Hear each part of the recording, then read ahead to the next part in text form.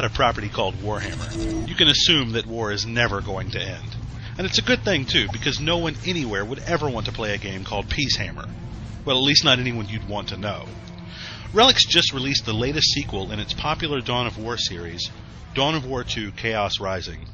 It extends Relic's unconventional approach to RTS design, and not surprisingly will be a sure hit with fans of the previous game.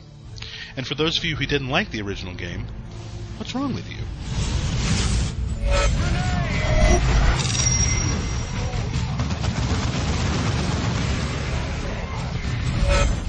Nothing's ever small in Warhammer, so it makes sense that the Chaos Marines would arrive in grand style.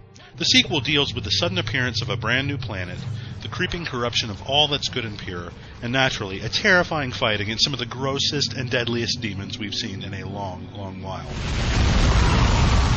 The story here, which picks up where the last game left off, has the Blood Ravens fighting back not only against the encroachment of the Chaos Marines, but also against the growing presence of chaos within the ranks of the Blood Ravens themselves.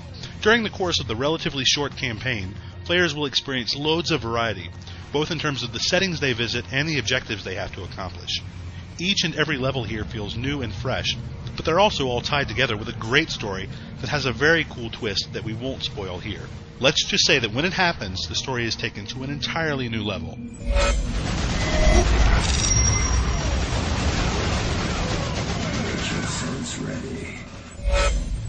Chaos Rising doesn't do much to change the core gameplay of the series.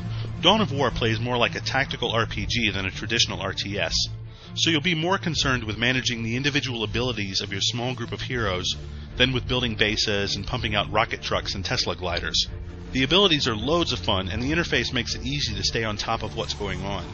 The game degrades a bit into boring micromanagement during some of the boss battles, but the rest of the campaign is rock solid. There's lots of variety, both in terms of where and how you fight, so you never really feel like you're running the same mission over again. The corruption system plays out nicely, but there's too much emphasis on the math and not enough on seeing how corruption influences your squad. Our only real gripes, though, are that the pathfinding is sometimes a bit wonky, and the save system forces you to quit a mission in order to save your progress. What? That's ridiculous. Adding Chaos units to the multiplayer mode finally makes Dawn of War 2 feel like a complete Warhammer 40k experience. The other factions have also received a bit of an upgrade in order to compensate for the presence of the Chaos Marines.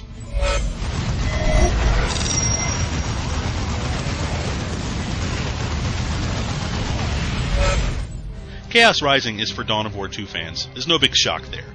The things that you liked about the original game are all present here, and it's just as likely that the things you hated about it haven't yet been addressed.